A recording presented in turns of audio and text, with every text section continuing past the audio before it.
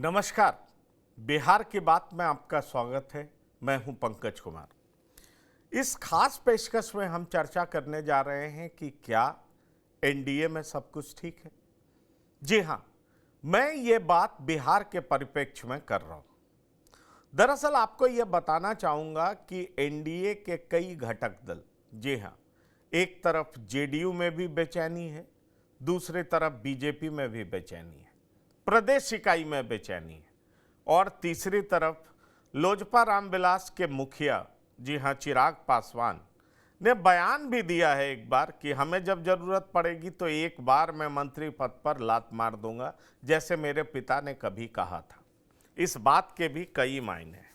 वैसे वो कहते हैं कि वो प्रधानमंत्री मोदी के हनुमान हैं। प्रधानमंत्री मोदी हर बात को लेकर के संजीदा है, खास तौर पर जो शेड्यूल कास्ट के मसले हैं उसको लेकर के बहुत संजीदा है। लेकिन आपको बता दें कि जेडीयू में कहीं ना कहीं इस बात को लेकर के बेचैनी है कि देश का मिजाज क्या है। मिजाज इसलिए भी इंपॉर्टेंट है क्योंकि दो राज्यों में चुनाव, खासतौर पर हरियाणा और जम्मू कश्मीर, और उसके बाद चुनाव महाराष्ट्र और झारखंड। इन चारों राज्यों के चुनावी परिणाम के बाद जेडीयू कुछ और फैसला ले सकती है, क्योंकि जेडीयू को यह बात समझ में आ रही है, अंदर खाने ये चर्चा है कि इन चारों राज्यों के चुनाव परिणाम के बाद यह पता चल सकेगा कि आखिरकार देश में लोग अब सोच क्या रहे हैं।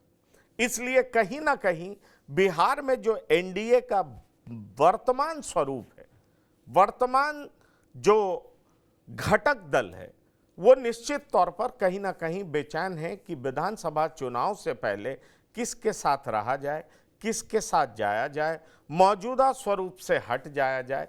क्योंकि आपको ये भी बात बता दें कि अंदर खाने चिराग पासवान को अपने पाले में लाने के लिए प्रशांत किशोर की पार्टी भी कार्यरत है। ऐसे में सवाल उठता है कि क्या एनडीए मौजूदा स्वरूप में ही रहेगी या एनडीए बिहार विधानसभा चुनाव से पहले एक बार फिर टूट सकती है, नीतीश कुमार फिर पलटी मार सकते हैं, चिराग पासवान नए समीकरण में जा सकते हैं। कहानी क्या कुछ हो सकती है वो हम आपके साथ चर्चा करेंगे। लेकिन आइए पहले सुनाते हैं आपको कि प्रशांत किशोर क्या कह रहे हैं, उसके बाद हम शुरू करेंगे चर्चा। भाई नीतीश कुमार चेहरा हो गए, इससे बढ़िया जनसुराज के लिए कोई बातें नहीं हो सकती है। ये भगवान ने, नियति ने ऐसी व्यवस्था बना दी कि अब भाजपा चाह कर भी नीतीश को हटा नहीं पाएगी। और जो आदमी भी नीतीश को चेहरा बनाकर लड़ेगा, आप लोग पत्रकार हैं, आपको मालूम है कि बिहार की जनता अगर आज किसी एक व्यक्ति सबसे ज्यादा नाराज है वो नीतीश कुमार है। तो नीतीश कुमार राजनीतिक तौर पर इतना बड़ा बोझा बन गए हैं कि कोई कंधा उसको उठा नहीं सकता है। और मैं आपको फिर ये भी बात दोहरा देता हूँ, भाजपा ने दम है तो नीतीश कुमार मुख्यमंत्री बने रहेंगे ये कहकर लड़े। जो हाल पिछले चुनाव में जदयू का हुआ वो हाल इस बार जदयू के साथ साथ भाजपाइयों का भी होगा, क्योंकि लोग ये समझ चुके हैं कि जिस तरीके से कांग्रेस ने लालू के हाथ में बिहार के लोगों का भविष्य और तकदीर बेच दिया था कुछ सांसदों के लालच में, उसी तरीके से भाजपा ने कुछ सांसदों के लालच में बिहार की जनता को जानबूझकर, जानते बूझते कि नीतीश कुमार कुछ नहीं कर रहे हैं, इसके बावजूद बिहार के बच्चों की चिंता न करके भाजपा ने बिहार को नीतीश के हवाले करने का जो निर्णय लिया है, इसका खामियाजा इस बार जदयू से ज्यादा भाजपा को उठाना पड़ेगा। तो आपने सुना, प्रशांत किशोर बहुत खुल करके कह रहे हैं और कह रहे हैं कि नीतीश कुमार के नेतृत्व में चुनाव लड़ा जाएगा तो परिणाम क्या होगा ये सबको पता है। जो हाल पिछले चुनाव में नीतीश कुमार की पार्टी जेडीयू की हुई थी, वही हाल भाजपा की भी होने वाली है। जो कभी कांग्रेस की हालत हुई थी कि कुछ सांसदों के लालच में कांग्रेस ने अपनी पार्टी को आरजेडी के हाथों बेच दिया था, बीजेपी भी वही गलती बिहार में दोहरा रही है।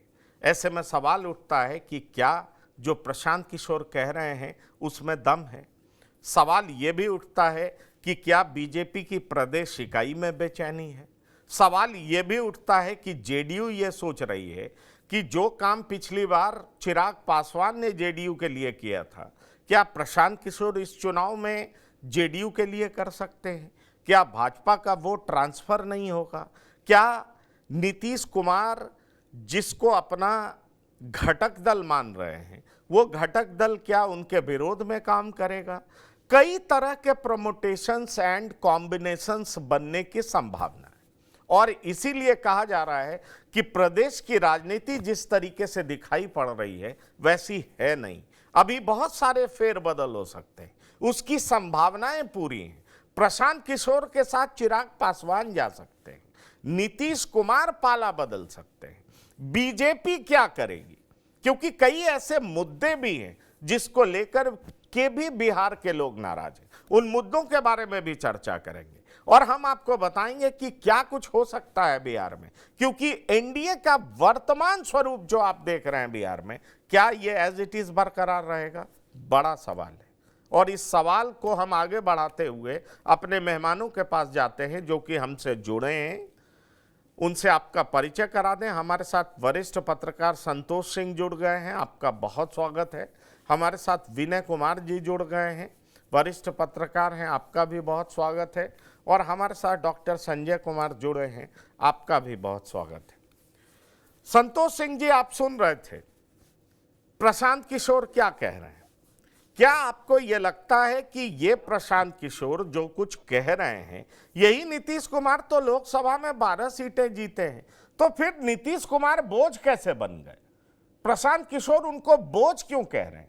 और ये भी कह रहे हैं कि बीजेपी के सामने स्थिति ऐसी बन गई है कि ना उगलते बन रहा है ना निगलते बन रहा है। अगर ये कहेंगे कि नहीं हम नीतीश के नेतृत्व में नहीं लड़ेंगे तो केंद्र में 12 एमपी लूज करना पड़ेगा, और ये कहेंगे कि हम उनके नेतृत्व में लड़ेंगे तो बिहार में उनकी स्थिति वही होगी जो पिछले बार नीतीश कुमार की हुई थी। तो दरअसल क्या आपको लगता है कि कैच 22 सिचुएशन में फंस गई है बीजेपी? उसको समझ में नहीं आ रहा है क्या करें।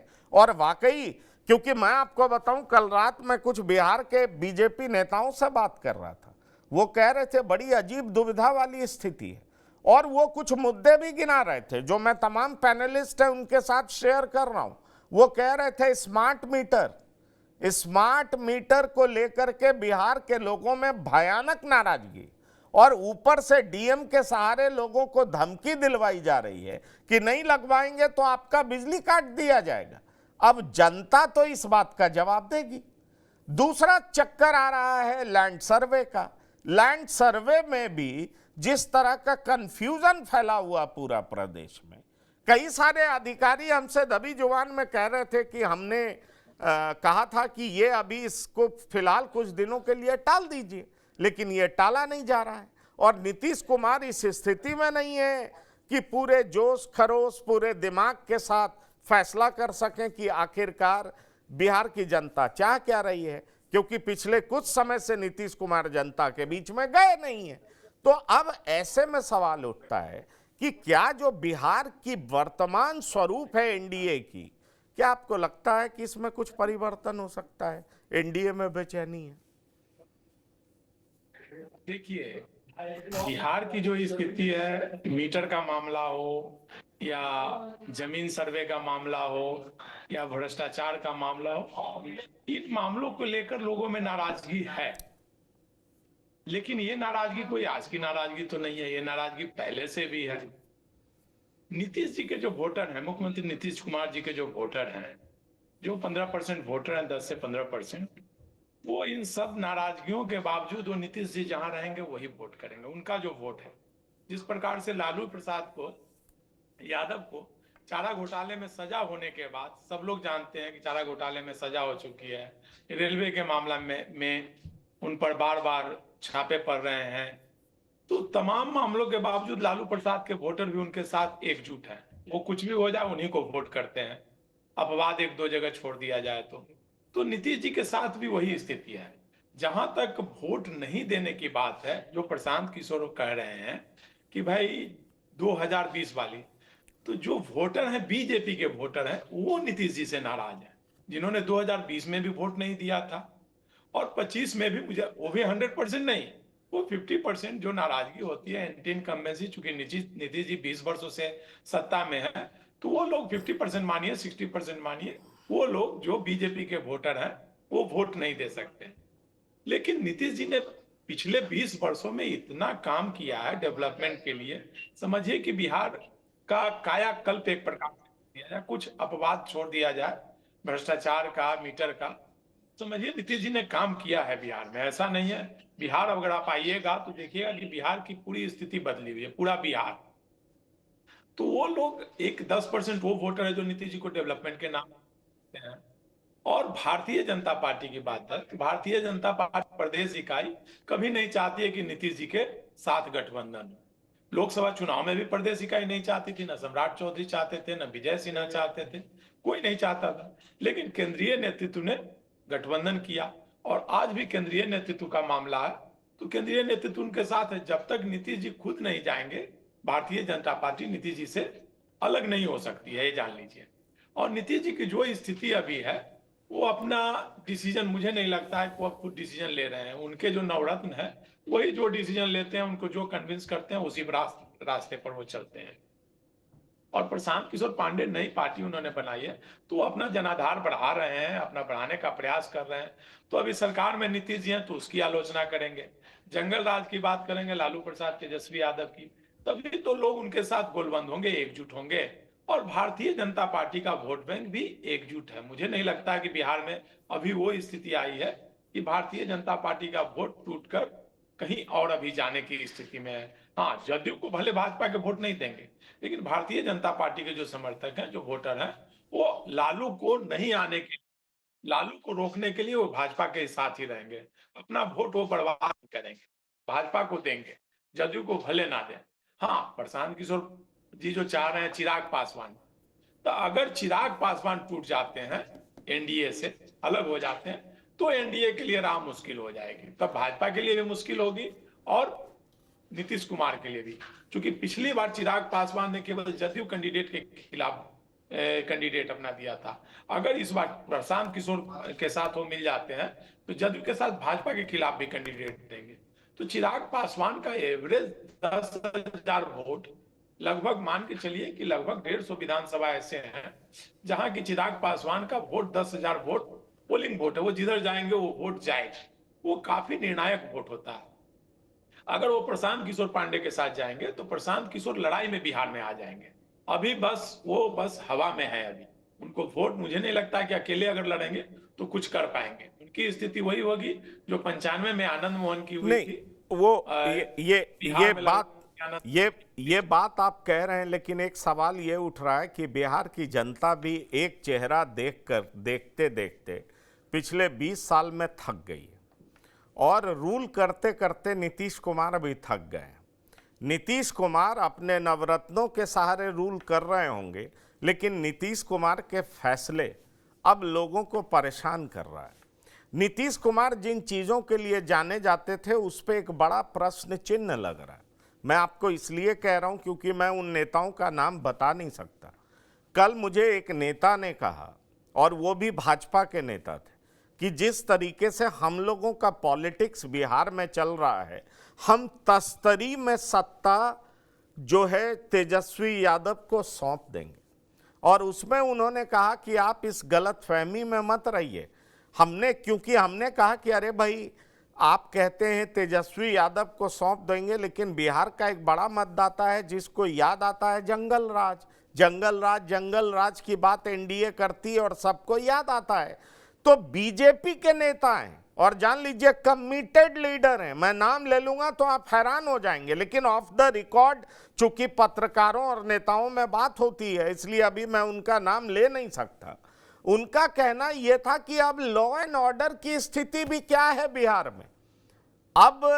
अब स्थिति वो आ चुकी है कि लोग घर में घुस करके मार दे रहे हैं, घर में घुस करके अपहरण कर रहे हैं, घर में घुस करके बलात्कार कर रहे हैं, पुल का पुल बह जा रहा है। समझ में नहीं आ रहा है कि कौन सरकार चला रहा है। बीजेपी की लाख मजबूरी हो केंद्र की, लेकिन उसका खामियाजा बिहार में भुगतना पड़ेगा।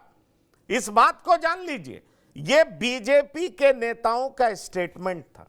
डॉक्टर संजय, क्या आपको यह लगता है कि अगर बीजेपी के नेता इस तरीके से सोच रहे हैं, बीजेपी का कमिटेड वर्कर अगर इस तरीके से सोच रहा है, तो आपको नहीं लगता कि एनडीए में टॉप से भले ही लाद दिया जा रहा है कि चलिए आपको नीतीश जी के साथ काम करना है, लेकिन स्थिति फिर वैसी ही बनने जा रही है जो हमने 2020 में देखा था। शायद इस बार स्थिति उससे भी ज्यादा खराब हो जाए, क्योंकि वही नेता कह रहे थे कि पिछले बार तो सिर्फ जेडीयू को पनिश किया गया था, इस बार बीजेपी को भी पनिश किया जाएगा, जो कि प्रशांत किशोर कह रहे थे। क्या आपको इसकी संभावना दिखाई पड़ती है? बिल्कुल दिखाई पड़ती है। और गांव से लेकर के पटना सचिवालय तक कोई व्यक्ति बता दे कि मैं अपने सही काम के लिए गया और मुझे उपकृत नहीं करना पड़ा। एक आम आदमी जो घास काट रहा है गांव में, उससे जाके जरा पूछिए ना कि बिना चढ़ावा चढ़ाए हुए कर्मचारी तुम्हारा रसीद काट देता है जमीन का। भ्रष्टाचार की जड़ें इतनी गहरी हो गई हैं। और था एक कालखंड ये भी था जब चढ़ावा चढ़ाया जाता था लुक छिप करके। अब तो साफ कहता है कि हाँ पैसा दीजिएगा तो काम होगा, नहीं दीजिएगा तो नहीं हो। अब विकास पुरुष हैं, महान पुरुष हैं, बने रहिए। बिजली की बात आपने उठाई थी, स्मार्ट मीटर। आप बिजली खरीदते हैं, उत्तर प्रदेश को, दूसरे राज्य को जो बिजली बेचते हैं वो कैसे बेचते हैं, और बिहार के लोगों को बिजली कैसे देते हैं? आपने उसको कंपनी वो अलग अलग प्रोडक्शन, ट्रांसमिशन, डिस्ट्रीब्यूशन अलग अलग बांट दिया। लेकिन जरा पूछ लीजिए ना गांव से लेके शहर के लोगों तक कैसे वो कराह रहे हैं।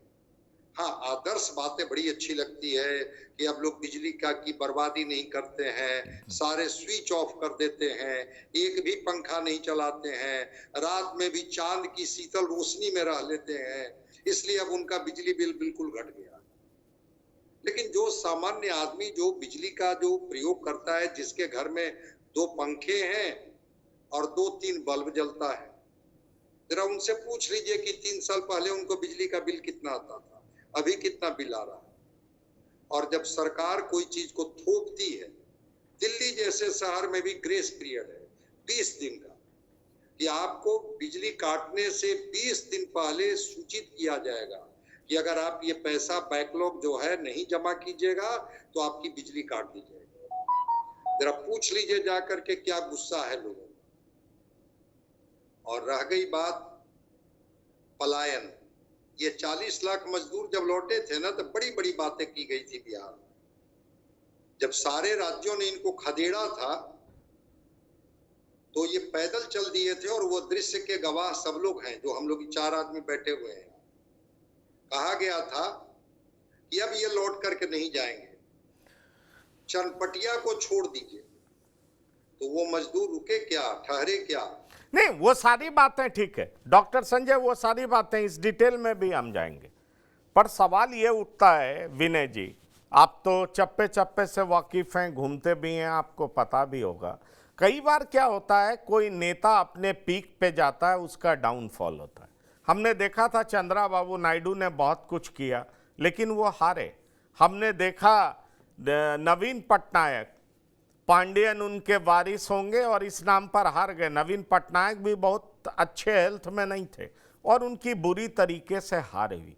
क्या आपको लग रहा है कि बिहार की जनता भी अब नीतीश कुमार से के चेहरे को लगातार 20 साल तक देख करके नए विकल्प की तलाश में है? उसको लगता है कि अब कोई युवा ऊर्जावान मुख्यमंत्री आना चाहिए, चाहे वो भाजपा का आए, चाहे वो आरजेडी का आए, चाहे प्रशांत किशोर की पार्टी का आए, लेकिन कोई आए। नीतीश कुमार का शासन हो गया, बहुत हो गया, अब इससे ज़्यादा ज़रूरत नहीं है। और क्या आपको लगता है कि नीतीश कुमार के शासन में ये जो 3 फैसले हैं, शराबबंदी, सर्वे और स्मार्ट मीटर, ये 3 फैसले ऐसे हैं जो नीतीश कुमार के लिए नासूर बनने जा रहे हैं?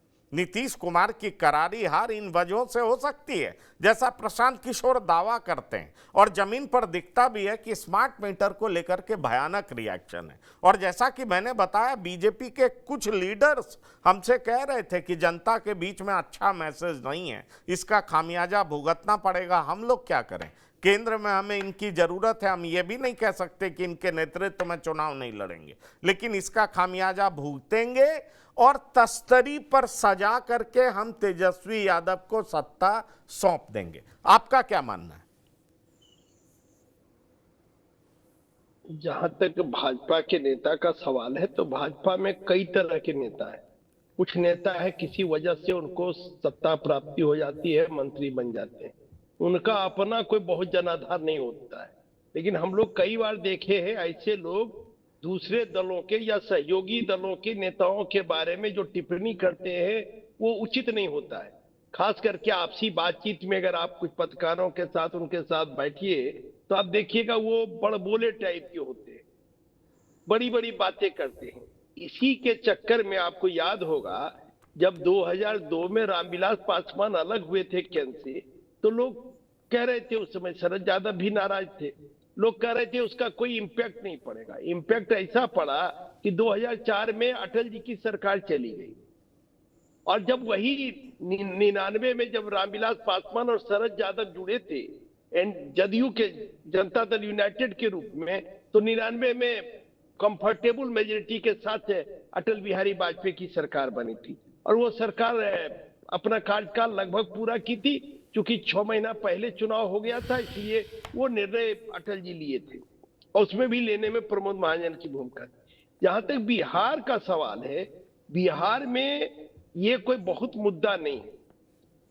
नीतीश कुमार को आप नहीं पांडियन कह सकते हैं और नहीं नवीन पटनायक कह सकते हैं, नहीं आंध्र प्रदेश के मुख्यमंत्री से तुलना कर सकते हैं। नीतीश कुमार विकास के साथ साथ सामाजिक समीकरण की भी राजनीति करते हैं, और ये शुरुआत से ये कर रहे हैं, जब से ये राजनीति करते रहे हैं विनय जी। क्या अब उस स्थिति में हैं? क्या लालू प्रसाद कह रहे हैं अब उनका दिमाग खराब हो गया? ये शब्दावली का प्रयोग कर रहे हैं, और ये चर्चा अंदर खाने बड़ी तेजी से फैल रही है कि कम से कम वो फिट नहीं है, स्वस्थ नहीं है। क्या आपको लगता है कि राजनीति के टेढ़े मेढ़े रास्ते, कई तरह के फैसले, कई तरह के अलायंसेस, जोड़ घटाव गुना भाग, क्या अब वो सारा कुछ साध पाने में नीतीश कुमार सामर्थ हैं क्या, सक्षम हैं क्या? ये भी एक बड़ा सवाल नहीं। सवाल आपका वाजिब है। जब लोकसभा चुनाव के पहले तमाम पैनलिस्ट लोग कह रहे थे, विभिन्न चैनलों पर हम लोग जब चर्चा में भाग लेते थे, तो कई लोग कहते थे कि नीतीश कुमार लायबिलिटी हो गए। उस दौरान भी हम कहते थे कि भाई नीतीश कुमार लायबिलिटी कभी हो ही नहीं सकते, क्योंकि उनके पास एक वोट बैंक है। 14 से 16% वोट उनके पास आज भी इंटैक्ट है। वो नहीं देखता है कि नीतीश कुमार के समय लॉ एंड ऑर्डर क्या है, वो नहीं देखता है कि स्मार्ट मीटर क्या कह रहा है, वो नहीं, अन्य चीजों को नहीं देखता। जैसे लालू प्रसाद यादव का जब मिसरूल भी था बिहार में, तब भी उनके पास 26-27% वोट ऑलवेज रहता था लालू प्रसाद यादव के पास। पिछले चुनाव में भी अगर वोटों का अंतर देखिएगा तो 10,000 वोट का अंतर ही था विधानसभा चुनाव में, 12,000 तो 12,000 के आसपास। तो आप समझ जाइए कि वोट का राजनीति पर कोई, या जेल जाने पर कोई प्रभाव नहीं पड़ता है। लालू प्रसाद जब जेल जाते थे तो हम लोगों को लगता था कि और इनका वोट बढ़ गया। झारखंड में भी हेमंत सोरेन जेल गए तो और जेल में जाने के बाद उनकी लोकप्रियता बढ़ गई है।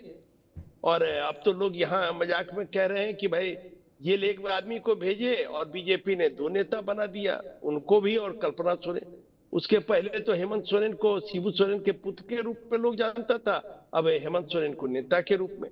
तो जेल जाने या भ्रष्टाचार, ये अभी के जो राजनीतिक सिस्टम में इसका कोई बहुत महत्व नहीं रह गया है। लोग अपने अपने जो दल के लोग होते हैं या जो जाति के लोग होते हैं, वो अपनी अपनी जातियों को देखना चाहते हैं कि भाई उसमें किस जाति का कहां भला है। तो नीतीश कुमार विकास के साथ साथ जातियों को जोड़ने का भी काम करते हैं। और महिलाओं के लिए आज ही हमारी बात हो रही थी राज्यसभा के डिप्टी चेयरमैन हरिवंश जी से, तो उन्होंने भी कहा कि भाई महिलाओं के क्षेत्र में उन्होंने जो विकास किया, महिलाओं को जितना पावर किया उसकी मिसाल बहुत कम मिलती। डेवलपमेंट भी उन्होंने किया। तो नीतीश कुमार का डेवलपमेंट और सोशल इंजीनियरिंग, क्योंकि वो सोशल इंजीनियरिंग पर बहुत ध्यान देते थे। 2004 की एक वाकया आपको सुनाते हैं। एक नेता, हम नाम नहीं लेना चाहते, उन्होंने बड़ा जिद किया हम लोगों से कि भाई मेरा नाम बताइए जाके कि मुख्यमंत्री से, कि उस समय मुख्यमंत्री नहीं थे, उस समय रेल मंत्री थे नीतीश कुमार केंद्र में, कि हमको एमएलसी बनाते। हम लोग गए बात करने, नीतीश कुमार ने साफ कहा कि भाई देखिए आगामी चुनाव है विधानसभा का, तो हम दो एमएलसी की जो सीट है हम अति पिछड़ों को देंगे, उनको कहिए अभी शांति से रहने के लिए। तो नीतीश कुमार सोशल इंजीनियरिंग पर बहुत ध्यान देते रहे और आज भी देते रहे। आज भी वो अपने पार्टियों का स्ट्रक्चर आप देखिए, अपने लोगों के साथ जोड़कर चलते हैं। तो मुझे लगता है कि बहुत जल्दी नीतीश कुमार, जब तक है नीतीश कुमार, जब तक उनका शरीर है, जब तक वो स्वस्थ है, और लालू प्रसाद यादव या प्रशांत किशोर क्या कहते हैं इस पर तो हम जाते नहीं हैं। प्रशांत किशोर ने भविष्यवाणी की थी कि नरेंद्र मोदी की सीट लोकसभा में नहीं कम हो रही है, 300 से ज्यादा सीट नरेंद्र मोदी अपने बदौलत हासिल करेंगे। ये प्रशांत किशोर ऑन रिकॉर्ड कहे, कहां गया उनकी भविष्यवाणी? तो मैं तो ऐसा नहीं मानता हूं कि प्रशांत किशोर जो चीज बोल रहे हैं वो बरभा की लकीर है, इसलिए उस पर मत जाइए। और लालू प्रसाद यादव क्या कहते हैं? लालू प्रसाद यादव आज कह रहे हैं दिमाग खराब है, और आज अगर नीतीश कुमार टहलते हुए राबड़ी देवी के आवास में चले आए तो लालू जी कहेंगे कि छोटा भाई बड़ा भाई का मेरा रिश्ता है, सामाजिक न्याय मजबूत हुआ, धर्मनिरपेक्षता मजबूत हुआ। नहीं, चलिए ये बिल्कुल ठीक, आपने ये बात बिल्कुल ठीक कही आपने, लेकिन यहीं से एक सवाल उठता है। एक सवाल ये भी उठ रहा है कि एक तरफ कहा जा रहा है नीतीश कुमार लायबिलिटीज हो चुके हैं, नीतीश कुमार के फैसले जनता को हम लोगों से दूर कर रहे हैं। दूसरी तरफ नीतीश कुमार के लिए कहा जा रहा है, डॉक्टर संजय, मैं आ रहा हूं संतोष जी आपके पास, नीतीश कुमार के लिए कहा जा रहा है कि वो भी 4 राज्यों के चुनाव परिणाम को देख करके फैसला बदल सकते हैं। उनको ऐसा लग रहा है कि बीजेपी अपना वोट ट्रांसफर हमारी पार्टी में नहीं करा पाएगी। यह भी कहा जा रहा है कि नीतीश कुमार एक बार विधानसभा चुनाव से पहले फिर पलटी मार सकते हैं। क्या इसकी संभावना आप देख रहे हैं क्या? नहीं, मैं तो पहले भी आपको बताया था कि नीतीश कुमार बड़े हार्ड बार्गेनर हैं, और अगर बार्गेनिंग में बीजेपी इनसे बार्गेन नहीं हो पाती है तो ये पाला बदल सकते हैं। मोस्ट अनप्रिडिक्टेबल लीडर के तौर पर मैं इनको देखता हूं, और ये विकास के कितने बड़े बड़े आयाम इन्होंने बिहार में खड़े किए हैं। हम लोग बिहार में न रहते हैं, कहीं बाहर नहीं न रहते हैं, तो वो विकास की लकीरें हम लोगों को दिखाई पड़ती है। स्कूल के भवन बने हैं, लेकिन शिक्षक कौन है? इधर न बहाली होनी शुरू हो गई 1 साल में। इसके पहले स्कूल में शिक्षक थे क्या? कई स्कूल, पटना यूनिवर्सिटी जो ईस्ट का ऑक्सफोर्ड कहा जाता है, किसी डिपार्टमेंट में 1 टीचर, किसी डिपार्टमेंट में 2 टीचर, कोई डिपार्टमेंट तो बिना टीचरे के हैं, गेस्ट टीचर से काम चल रहा है। तो शिक्षा, चिकित्सा, कोई पीएचसी, सीएचसी में कोई डॉक्टर है क्या? वहां कोई जाता है वहां? भाई अब कौन सी विकास की लकीर इन्होंने खींच दी जिसमें बिहार नहीं, बदल गया? पर ये तो सच है ना कि नीतीश कुमार वो लड्डू हैं कि हर कोई खाना चाहता है। बीजेपी हो, आरजेडी हो, जिधर चले जाएं हर लोग वेलकम करने को तैयार है। मैं कह रहा हूं कि वो लड्डू, सोशल इंजीनियरिंग का लड्डू खा करके सत्ता में बार बार नीतीश कुमार आते रहे। लेकिन फिर मैं कह रहा हूं कि 3 करोड़ परिवार रहता है बिहार में, ये 94 लाख, 1/3 आबादी, जो 6,000 रुपया जिसकी आमदनी है, ये कौन बिहार का है भाई? कोई दूसरा बिहार है क्या? प्रति व्यक्ति आय 35,000 रुपया है इस बिहार का। उत्तर बिहार पूरा बाढ़ में डूबा रहता है। कोसी और गंडक के बाद कोई परियोजना बनी क्या? श्री बाबू के बाद कोई नदियों के लिए भी कोई योजना बनी क्या? सोन कैनाल जो ब्रिटिश काल में था, उसके बाद भी कोई कैनाल बना क्या? एग्रो वेस्ट इंडस्ट्री में कौन सी क्रांति आ गई बिहार में? मैं तो वही क्रांति नहीं समझ पा रहा हूँ। सड़क, बिजली और पानी, इससे जरा आगे भी तो बढ़िए। क्या बाकी राज्य जो देश के हैं, अब कालखंड से तुलना आप कीजिएगा कि 90 से 2005 का बिहार और 2005 से लेकर 2024 का बिहार, हाँ उस तुलना में आपको लगेगा, लेकिन वहां भी आपको लॉ एंड ऑर्डर जिस तरह से फिसला है, छुटी है चीजें, उसको लेकर के मैं नहीं कहता हूं कि हो सकता है कि हम अपनी नजरों से देख रहे हैं, सबकी नजरों से नहीं देख रहे हैं। हाँ, सोशल इंजीनियरिंग से मैं सहमत हूं कि वो सहमति बने न बने, एक सोशल इंजीनियरिंग नीतीश कुमार ने जरूर कर रखा है। जिस सोशल इंजीनियरिंग का लाभ इनको हर चुनाव में मिलता है, आगे भी मिल सकता है। चलिए बिल्कुल बिल्कुल बिल्कुल, लेकिन एक बात संतोष जी आपसे पूछना चाहेंगे, अगर 4 राज्यों के चुनाव होते हैं, आपने देखा 2 राज्यों के एग्जिट पोल आए और उसमें बीजेपी की स्थिति खराब बताई गई। अगर महाराष्ट्र का लोकसभा चुनाव का परिणाम देखें तो वहां भी बीजेपी के लिए कुछ अच्छा होगा, इसकी गुंजाइश कम है। अगर कुछ मिरेकल हो जाए तो कहा नहीं जा सकता। ऐसे में एक बड़ा सवाल ये उत्पन्न होता है कि अगर 4 राज्यों में बीजेपी की हार होती है तो क्या नीतीश कुमार फिर से पलटी मार सकते हैं क्या? क्योंकि उनका ध्यान तो बिहार की कुर्सी पर रहता है, वो मुख्यमंत्री बने रहें, ये कोशिश उनकी रहती है। अगर 4 राज्यों के परिणाम इस बात को इंडिकेट कर देंगे कि अब देश में माहौल एंटी बीजेपी चल पड़ा है, तो क्या आपको लगता है कि बीजेपी फिर भी एनडीए में, माफ करिएगा, जेडीयू फिर भी एनडीए में बनी रहेगी? देखिए नीतीश जी, अभी जो स्थिति है उसमें तो वेट एंड वॉच की स्थिति है, और एनडीए अगर एकजुट जैसा एनडीए अभी है, चिराग पासवान, भाजपा, नीतीश कुमार, उपेंद्र कुशवाहा, मांझी, अगर पूरा एनडीए एकजुट होकर रहेगा तो किन राज्यों का क्या परिणाम आएगा उससे कोई फर्क नहीं पड़ेगा। अगर सब एकजुट होंगे तो ज्यादा संभावना हो कि फिर से बिहार में एनडीए की सरकार बन जाएगी, उसमें कोई फुबट नहीं है। क्योंकि सोशल इंजीनियरिंग जो भाजपा का है, चाहे नीतीश कुमार का है, चिराग पासवान का है, इसमें से अगर चिराग पासवान निकलेंगे तब नीतीश जी कोई डिसीजन ले सकते हैं अलग जाने का। चिराग पासवान अगर प्रशांत किशोर के साथ चले जाते हैं या पिछले बार की तरफ फिर अकेले लड़ते हैं, तब नीतीश जी कोई डिसीजन ले सकते हैं कि वो आरजेडी की तरफ जाएं। नीतीश जी जिधर भी जाएंगे लोग उनको नेता मानने के लिए तैयार है। तेजस्वी यादव भी उनको चीफ मिनिस्टर मानने के लिए बैठे हुए हैं, जाएंगे तो वो भी उनको, मतलब लालू प्रसाद बैठे हुए हैं, तेजस्वी यादव बैठे हुए हैं, उनको फिर से मुख्यमंत्री का कैंडिडेट बनाकर ले लेंगे।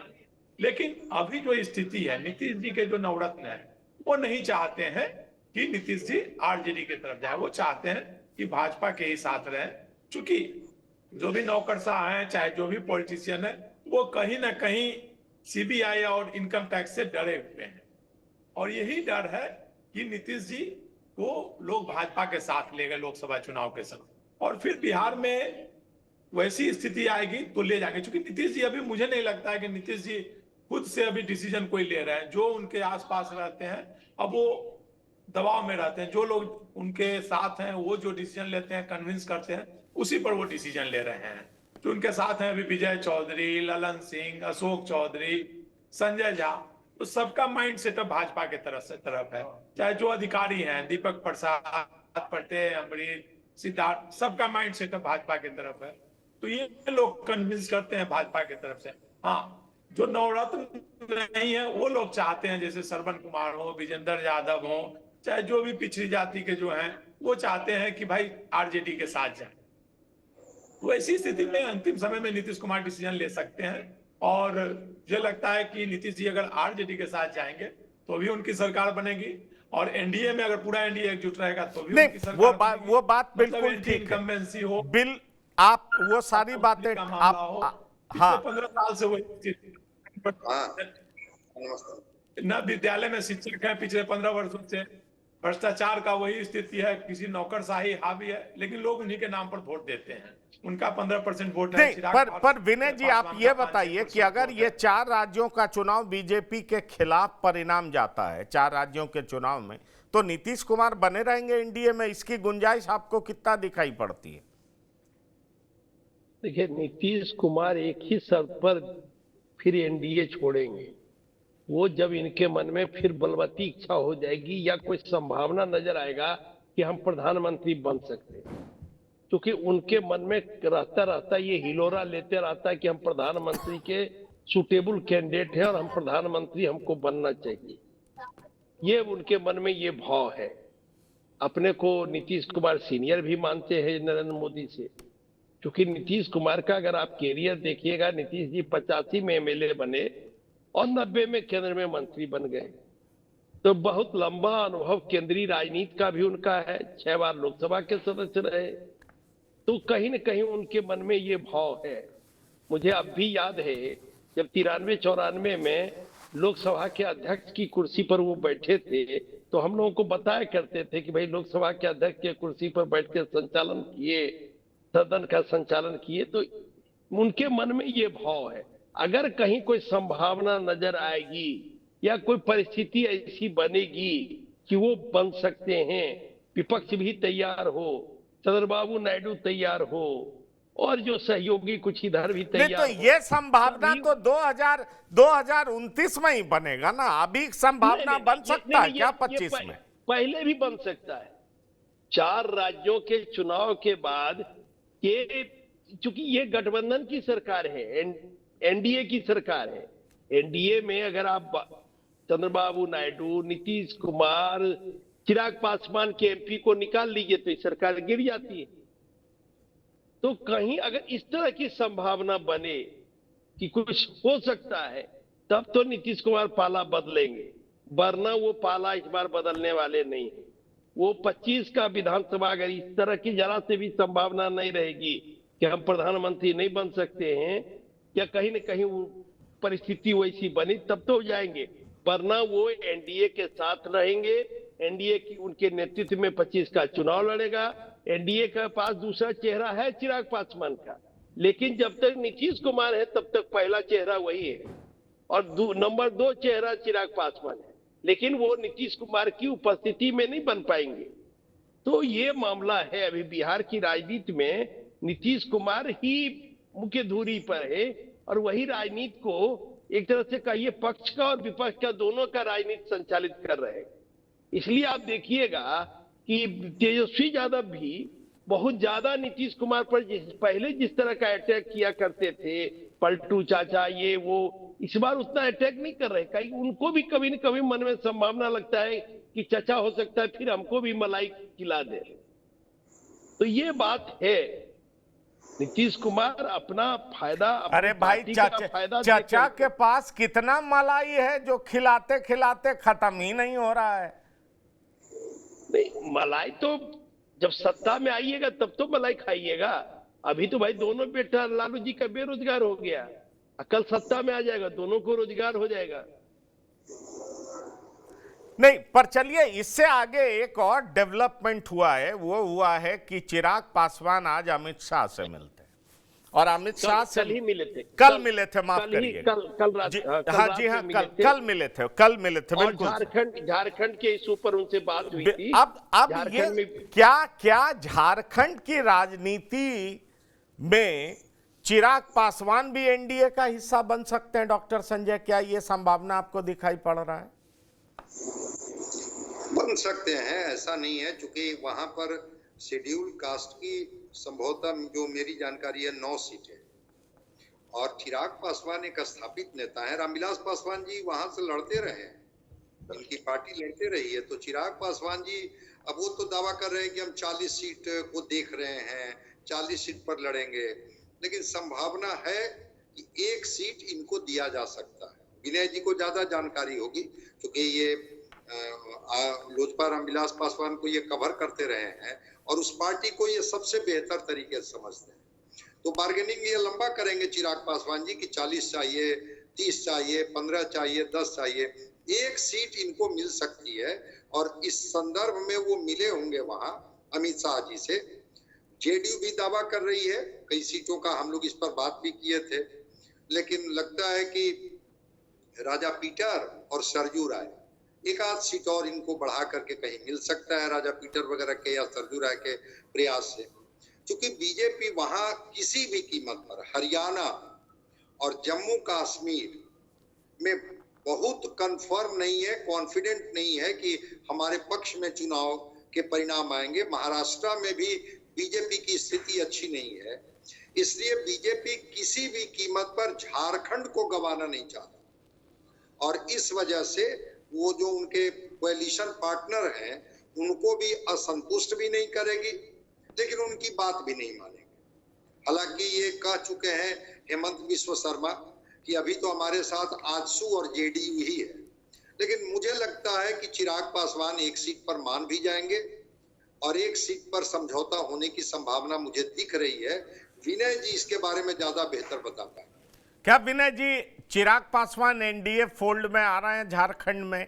वो अलग तो चुनाव नहीं लड़ेंगे, क्योंकि बीच बीच में जाकर के दावा कर रहे हैं कि हम अलग भी चुनाव लड़ सकते हैं, क्योंकि अगर झारखंड में अलग चुनाव लड़ते हैं चिराग पासवान तो इसका साफ मतलब निकलेगा कि बिहार में भी चिराग खेल कर सकते हैं। बिहार में भी चिराग को प्रशांत किशोर पटाने में लगे हुए हैं कि आप आ जाइए मेरी तरफ, दो युवा शक्ति मिलकर के हम बिहार की तस्वीर और तकदीर को बदल सकते हैं। ऐसे में आपको क्या दिखाई पड़ता है कि क्या झारखंड में चिराग पासवान को बीजेपी अकोमोडेट करने जा रही है, और जा रही है तो किन शर्तों पर करने जा रही है? नहीं, देखिए, जहां तक चिराग पासवान का सवाल है तो चिराग पासवान यूथ है, युवा है, युवाओं में उनका आकर्षण है। अभी बिहार हो, झारखंड हो, आप उनकी रैलियों को कवर करेंगे तो बड़ी संख्या में यूथ इनके प्रोग्राम में आते हैं और बहुत उन यूथ के दिमाग में कहीं न कहीं ये बात रहता है कि भाई चिराग पासवान कुछ नया परिवर्तन कर सकते हैं, कुछ नया झारखंड बना सकते हैं, कुछ नया बिहार बना सकते हैं। इसलिए बड़ी संख्या में यूथ का उनके प्रति आकर्षण है। झारखंड का जहां तक सवाल है तो पार्टी में जो उनका कार्यकर्ता है, हर पार्टी चाहती है से ज्यादा सीटों पर चुनाव लड़े, तो कार्यकर्ताओं का दबाव रहता है कि भाई हम लड़े। और कभी कभी छोटी पार्टियां इसलिए भी चुनाव लड़ती है कि उसका प्रचार प्रसार होता है। ठीक है, वो कन्वर्ट नहीं कर सकता है जीत, लेकिन उसका प्रचार प्रसार, जैसे बिहार में 2020 के चुनाव में जब ये चिराग पासवान 100 से ज्यादा सीटों पर चुनाव लड़े तो लोजपा का प्रचार प्रसार काफी हुआ, उसका झंडा, पताका, बैनर सब जगह फैला, उसके वर्कर सरचार्ज हो गए, उसमें नेता कई उभर कर आए, तो इससे पार्टी का विस्तार होता है। कई पार्टियां, छोटी पार्टियां, आप कम्युनिस्ट पार्टी वगैरह को देखिए, नहीं, ठीक है, ठीक है, एकदम ठीक है, लेकिन चिराग को सीटें कितनी मिल रही है? एनडीए बीजेपी क्या सीट दे रही है? नहीं, चिराग पासवान चाहते हैं कि एनडीए फोरम में हम चुनाव लड़े। अब अगर एनडीए फोरम में चुनाव जगह नहीं मिलेगी तो अकेले भी लड़ सकते हैं। देख, पर कल के मुलाकात को आप क्या देख रहे हैं, किस तरीके से देख रहे हैं? नहीं, मुलाकात तो जो हमारे पास सूचना है कि अच्छी मुलाकात हुई, अच्छी बातचीत हुई, और चिराग पासवान चाहते हैं कि कम से कम 2 सीट हमको मिले। एक सीट धनबाद की सीट से वो अपने प्रदेश अध्यक्ष को लड़ाना चाहते हैं, वीरेंद्र प्रधान को, जो लोजपा के यहाँ प्रदेश अध्यक्ष है, और दूसरी सीट एक दलित सीट वो चाहते हैं। 2-3 दलित सीट है जिसमें से वो कोई एक सीट चाहते हैं कि कम से कम मिले। वैसे तो 5 सीट लिखित रूप से दिया गया है, लोजपा यहाँ डिमांड की है एनडीए के साथ, लेकिन कम से कम 2 सीट चाहती है। अब कितना मिलता है ये तो फैसला अमित शाह जी करेंगे कल मुलाकात में। पहले अगर सीटों का फैसला हो जाए तो फिर कहां से उम्मीदवारी होगी उसका फैसला होगा। अंदर की खबर विनय जी रहती है ना आपके पास, मैं इसीलिए पूछा कि चिराग पासवान चाय पी के आए हैं अमित शाह जी के साथ, तो कहीं आप भी सुबह सुबह चाय पी लिए होंगे चिराग जी के साथ, तो आप बता पाएंगे कि कितना सीट के लिए अमित शाह तैयार हो गए हैं। इसीलिए हम आपसे बार बार सीधा और पॉइंटेड सवाल कर रहे हैं कि कितने सीट पर। नहीं, अगर दिल्ली में रहते तब तो हम बता देते आपको कितने सीट पर वो लड़ रहे हैं, लेकिन जो यहाँ से हमारे पास सूचना है वो चाह रहे हैं कि हमारा उपस्थिति यहाँ हो। और चिराग पासवान ने स्पष्ट रूप से कल कहा गृह मंत्री को कि 2014 के विधानसभा चुनाव में आजसू, लोक जनशक्ति पार्टी और बीजेपी मिलकर चुनाव लड़ा और तब यहाँ बीजेपी की बहुमत की सरकार बनी थी, गठबंधन की सरकार बनी थी 42 सीट। और जब 2019 में ये गठबंधन बिखर गया तो आपकी सीटें घटकर 25 हो गई, बीजेपी 25 सीटें। तो लोजपा के महत्व को उन्होंने बताने का काम किया। अब हो सकता है फैसला हो जाए 1 से 2 सीट पर, 1 से 2 सीट पर फैसला हो सकता है। संतोष जी, आप मानते हैं कि अगर झारखंड में चिराग पासवान को अकोमोडेट कर लेती है बीजेपी, तो क्या आपको कोई ऐसी संभावना दिखाई पड़ती है, क्योंकि एक चर्चा बहुत तेज है कि चिराग पासवान को पटाने में, मनाने में प्रशांत किशोर भी लगे हुए हैं। वो चाहते हैं कि 2 युवा शक्ति बिहार में आगे आए, लीड करें, और इससे बिहार की पूरी तस्वीर बदल जाएगी। क्या आपको ऐसी कोई संभावना दिखाई पड़ती है कि चिराग पासवान एनडीए को छोड़ करके प्रशांत किशोर के साथ भी जा सकते हैं? मुझे तो दिखाई नहीं पड़ती, क्योंकि केंद्र में मंत्री हैं, 5 साल ये सरकार चलेगी। राजनीतिक संभावनाओं का खेल है, और चिराग पासवान महत्वाकांक्षी हैं, वो मुख्यमंत्री बनना चाहते हैं, और प्रशांत किशोर उन्हें मुख्यमंत्री का कैंडिडेट बनाना चाह रहे हैं। मुख्यमंत्री का कैंडिडेट बिहार में घोषित करेंगे, और प्रशांत किशोर को भी जरूरत है, क्योंकि अकेले वो कितना भी पैसा खर्च ले, मतलब मुझे नहीं लगता है कि 2, 4, 10 सीट छोड़ करके बाकी जगह जमानत भी बचा पाएंगे अपने कैंडिडेट को। लेकिन चिराग पासवान जब प्रशांत किशोर के साथ हो जाएंगे तो भी त्रिकोणात्मक लड़ाई हो जाएगी पूरे बिहार की, क्योंकि चिराग पासवान के पास वोट बैंक है। आज बिहार में अगर वोट है तो लालू प्रसाद के पास, नीतीश कुमार के पास, भाजपा के पास, चिराग पासवान के पास। प्रशांत किशोर के पास न वोट है, न पप्पू यादव के पास है, न बाकी नेताओं के पास। वैसा वोट बैंक नहीं है कि पूरे बिहार में समीकरण को बदल सके। तो इसलिए लास्ट तक मुझे लगता है कि चिराग पासवान को मुख्यमंत्री कैंडिडेट अगर घोषित किया जाएगा और बिहार में पर्याप्त सीट उन्हें अगर नहीं मिलेगी तो वो पाला बदल सकते हैं लास्ट में, और सब कुछ चिराग पासवान पे ही डिपेंड है। चिराग पासवान अगर पाला बदलेंगे तो नीतीश कुमार भी फिर पाला बदल सकते हैं वैसी स्थिति में, क्योंकि नीतीश कुमार जान रहे हैं कि इस बार अगर चिराग पासवान उधर गए तो उनका जो 40 सीट है उससे भी वो नीचे आ जाएंगे। लेकिन अगर एनडीए एकजुट रहा तो नीतीश कुमार को फिर मुख्यमंत्री बनने से मुझे लगता है ज्यादा संभावना होगी। इसलिए लास्ट तक चिराग पासवान डिसीजन ले सकते हैं। झारखंड का मामला अलग है, बिहार का मामला अलग है। नहीं तो आप अगर मैं विनय जी, मैं आपसे ये पूछना चाहता हूं, क्योंकि कह रहे हैं झारखंड का मामला अलग है, बिहार का मामला अलग है। मैं आपसे एक बार फिर से ये सवाल पूछता हूं कि फर्ज करिए चारों राज्य में अगर परिणाम बिल्कुल बीजेपी के विपरीत आते हैं, तो क्या आपको लगता है कि बिहार की एनडीए एकजुट नहीं रह पाएगी, एनडीए टूट जाएगी? चिराग अलग जा सकते हैं, जेडीयू भी अलग जा सकता है? नहीं, जैसा हम आपको पहले भी कहे कि अगर प्रधानमंत्री का मामला नहीं हो तब तो निश्चित रूप से नीतीश कुमार इसी गठबंधन में रहेंगे, और चिराग पासवान को भी सम्मानजनक सीट अगर मिला तब चिराग पासवान भी इसी गठबंधन में रहेंगे। क्योंकि एक बार चिराग पासवान 2020 में रिस्क लेकर देख लिए, उनकी पार्टी भी बिखर गई, पार्टी में भी तोड़फोड़, हालांकि तोड़फोड़ कराने में नीतीश कुमार की भी भूमिका रही, उन्होंने भी पर्दे के पीछे से खेल किया। तो ये सारे चीजों को चिराग पासवान समझ रहे हैं और इस बार वो फूक फूक कर कदम उठा रहे हैं। हो सकता है कि कल अमित शाह से जो बात हुई हो तो झारखंड के अलावा बिहार के मुद्दे पर भी बात हुई होगी। नहीं,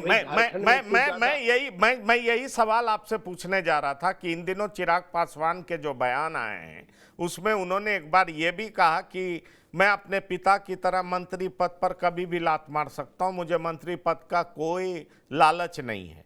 क्या आपको लगता है कि इन सब वजहों की वजह से अमित शाह ने चिराग पासवान को बुलाया, उनके मन को टटोलने का प्रयास किया कि आखिरकार चिराग के मन में चल क्या रहा है? नहीं, देखिए, अभी सबसे जो बड़ा मामला है जिस पर आप कभी ध्यान दीजिएगा, जेपीसी का मामला है, ज्वाइंट पार्लियामेंट्री कमेटी जो बोर्ड का बना है। तो उसमें 40 सदस्य हैं, उसमें 13 सदस्य हैं अपोजिशन के, इंडिया गठबंधन के, और 13 सदस्य हैं भाजपा के। 4 जो सदस्य हैं वो बहुत उनकी महत्वपूर्ण भूमिका है। उस शक्ति पार्टी के हैं अरुण भारती जी, और उसके मेंबर है जदयू के भी, उसमें एक मेंबर है, एक मेंबर चंद्रबाबू नायडू के पार्टी के हैं, और एक मेंबर महाराष्ट्र के जो मुख्यमंत्री है उनकी पार्टी के हैं, तो ये 4 मेंबर की भूमिका बहुत महत्वपूर्ण रहने वाली है। अगर ये लोग सपोर्ट नहीं करेंगे तो वक्फ बोर्ड का जो जेपीएससी में जो संशोधन वगैरह है सब अटक जाएगा। तो इस मुद्दे पर भी बात हुई कि इसको कैसे सॉर्ट आउट करें, और क्योंकि चिराग पासवान थोड़ा सा इसमें अलग लाइन लिए हुए हैं। उनका कहना है कि भाई सबसे बातचीत होकर कोई फैसला होना चाहिए, पूरा विचार विमर्श होकर होना चाहिए, वक्फ बोर्ड को जबरदस्ती उस पर नहीं कोई काम करना चाहिए। तो चिराग पासवान 2-3 मामले में जो केंद्र की सरकार की लाइन है उससे थोड़ा अलग हट के आरक्षण के मामले को उन्होंने उठाने का काम किया। फिर वक्फ बोर्ड का ये करते थे कि 2 तरह दलित मुस्लिम गठजोड़ की राजनीति पर वो बड़ा ध्यान देते थे। चिराग पासवान भी इस लाइन पर ज्यादा चल रहे हैं इस समय। चिराग पासवान भी इस लाइन पर चल रहे हैं। मैं एक लाइन का जवाब चाहूंगा संतोष जी, क्या आप ये मानते हैं कि 4 राज्यों का चुनावी परिणाम केंद्र सरकार के भविष्य को भी तय कर सकता है?